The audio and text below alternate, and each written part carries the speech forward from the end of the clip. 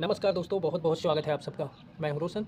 जी हाँ दोस्तों, इस समय आईपीएल के मुकाबले चल रहे हैं। आप सबको पता है, आप देख भी रहे होंगे, लगातार रोज़ नए-नए मुकाबले खेले जा रहे हैं। लेकिन विशेष चर्चा और विशेष रूप से ये वीडियो इसलिए बना रहा हूँ क्योंकि चर्चाएँ बहुत गर्म हैं इस समय, खासकर मुंबई टीम की और मुंबई और एलएसजी के बीच जो मुकाबला हुआ उसकी, और उसमें जिस तरह से घटनाएँ, जैसे कि मुंबई इंडियंस ने किस तरह से इस मैच को खेला और क्या कुछ उनके टीम के खिलाड़ी और इसमें क्या कुछ बातें हैं उनके बारे में, काफ़ी चर्चाएँ चल रही हैं उसी के विषय में। तो दोस्तों, आप सबको पता है, वीडियो के टाइटल और थंबनेल में आप लोग ने देख ही लिया होगा, वो ऑब्वियस अनऑब्वियस, जी हाँ, अनऑब्वियस सूर्य कुमार यादव और तिलक के बारे में स्पेशली चर्चा करें अगर, तो सूर्य कुमार यादव की बात करें, जो कि एलएसजी वर्सेस मुंबई के बीच जो मैच खेला गया लखनऊ में, उसमें तो आप सबको पता है, सूर्य कुमार यादव काफ़ी समय से बिल्कुल ही आउट ऑफ फॉर्म चल रहे थे और उसमें सूर्य कुमार यादव के बल्ले से उस तरह से रन आ नहीं रहे थे, बिल्कुल भी रन नहीं आ रहे थे।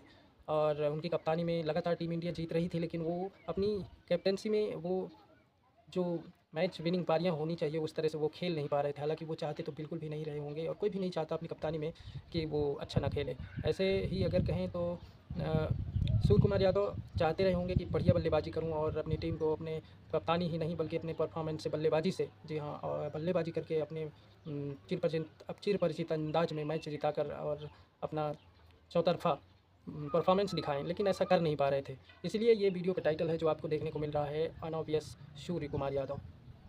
तो दोस्तों, उसके बाद जब ये मुकाबले खेले गए, अब मुंबई इंडियंस और एलएसजी का, इसके बीच में भी काफ़ी मैचेस मुकाबले जो खेले सूर्य कुमार यादव, खासकर मुंबई की टीम से अपने राज्य की तरफ से जितने भी उनके मुकाबले उनको खेलने को मिले, उनमें उनके उस तरह से परफॉर्मेंस देखने को नहीं मिले जिस तरह से वो जाने जाते हैं। आप सबको पता है, बहुत ही ख़राब परफॉर्मेंस उनकी तरफ से देखने को मिल रहे थे और उसके बाद लगातार उनकी चर्चाएँ हो रही थी कि ये खिलाड़ी क्या पता कैसे खेल रहे हैं, फॉर्म कहाँ गई, क्या कुछ हुआ सूर्य कुमार यादव के साथ और वो अच्छा खेल नहीं पा रहे हैं।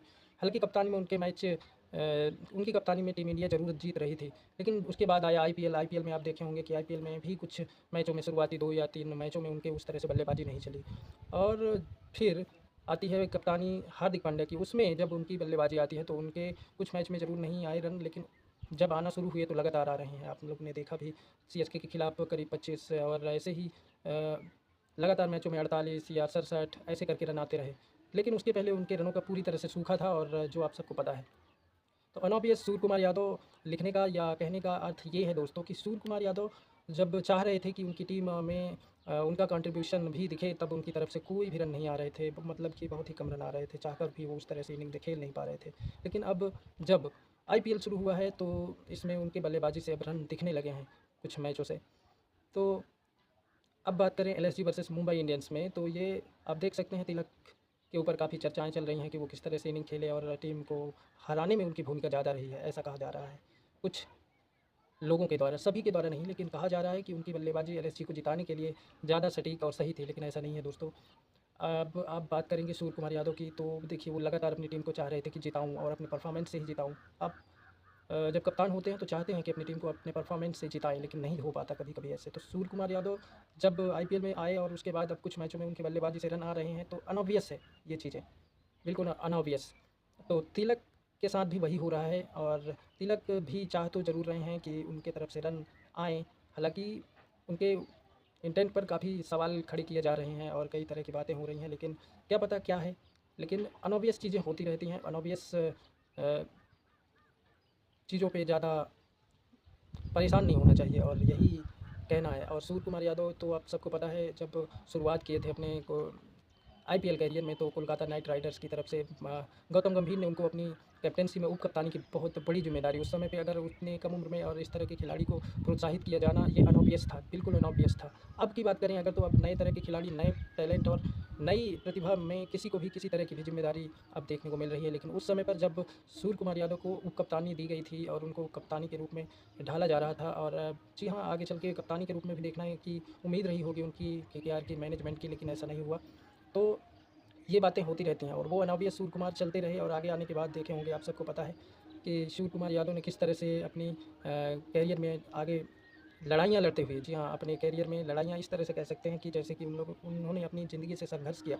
जी हाँ, लगातार रन बनाने के बाद भी आप सबको पता है कि उनको मौका नहीं मिल पा रहा था, चाहे वो कुछ भी कारण रहे हों उनके टीम में सेलेक्ट ना होने के, लेकिन लगातार उनका परफॉर्मेंस आईपीएल में, रणजी में या उनकी राज्य की तरफ से, जी हाँ, मुंबई की तरफ से लगातार बढ़िया परफॉर्मेंस देखने को मिल रहे थे। चाहे वो और ईरानी ट्रॉफ़ी हो, इंडिया ए, इंडिया बी, इंडिया सी, ऐसे कुछ मैचेस हो रहे थे, उनमें भी उनके परफॉर्मेंस ज़बरदस्त आ रहे थे, लेकिन मौके नहीं मिल पा रहे थे। यहाँ तक कि लगातार आईपीएल में, लगातार सीज़न में उनकी बहुत बढ़िया बल्लेबाजी आने लगी थी, लेकिन मौका नहीं बन पा रहा था और ये अनऑब्वियस था। लेकिन वो अनऑब्वियस सूर्य कुमार अपने आप को लगातार ऊँचाइयों पर संघर्ष करके लेकर आते रहे।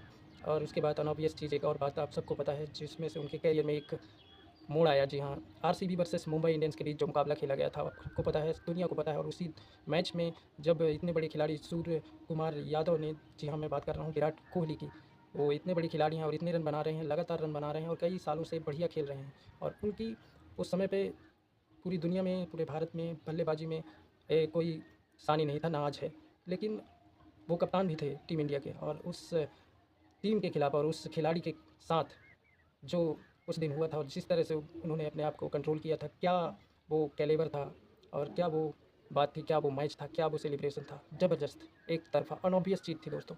उस तरह की चीज़ें बहुत कम देखने को मिलती हैं और धीरे-धीरे सूर्य कुमार यादव की अनऑब्वियस चीज़ें और बढ़ी और देखे होंगे आप, टीम में खेलने लगे, नंबर 1 टी20 खिलाड़ी बन गए और नंबर 1 टी20 खिलाड़ी ही नहीं बने बल्कि बहुत समय तक नंबर 1 बने रहे। और उसके बाद और अनऑब्वियस चीज़ें हुई, जैसे कि अब देख रहे हैं टीम इंडिया के कप्तान हो गए हैं, लगातार अच्छा परफॉर्मेंस टीम इंडिया की तो हो ही रहे हैं। टीम उनसे खुश भी है और दुनिया खुश है, टीम इंडिया खुश है और होना भी चाहिए सभी। लेकिन अनऑब्वियस चीज़ें जो लगातार हो रही हैं, उसको आदमी ज़्यादा महत्व ना दे। जैसे कि अब आप बात कर रहे हैं कि तिलक ने किस तरह की इनिंग खेली। हो जाता है कभी-कभी, ऐसी चीज़ें होती रहती हैं कि जब आपको चाहकर भी कुछ वो नहीं मिलता जो आप चाहते हैं। चाहकर भी आप कितना ही प्रयास करें और बल्ले में शॉट नहीं लगते हैं। ये अनऑब्वियस चीज़ें होती रहती हैं। और जहाँ तक बात है, ऐसे कि लॉबियाँ हैं, एक लॉबी है, दूसरी लॉबी भी है, ऐसी बातें होती हैं, लेकिन ऐसा हो भी सकता है भी। लेकिन खिलाड़ी की रिस्पेक्ट होनी चाहिए दोस्तों, और अनऑब्वियस चीज़ें होती रहती हैं ये सब। जी हाँ दोस्तों, अगर लॉबियाँ की बात करें तो लॉबियाँ कहाँ नहीं होती, हर जगह होती हैं, हर समय होती हैं, हर किसी की होती हैं।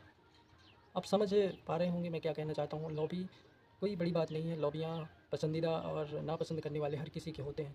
हर किसी को पसंद हर कोई नहीं करता, और इसी तरह से आपको कुछ लोग पसंद करते होंगे, कुछ लोग नापसंद करते होंगे, लेकिन दोनों ही पसंद नापसंद करना उनकी अपनी सोच होती है। तो ये बातें हैं दोस्तों, कैसी लगी आप सबको ज़रूर बताइएगा, और चैनल रोशन में अगर नए हैं तो प्लीज़ प्लीज़ ज़रूर सब्सक्राइब करिए। बहुत बहुत धन्यवाद दोस्तों। Keep supporting me please.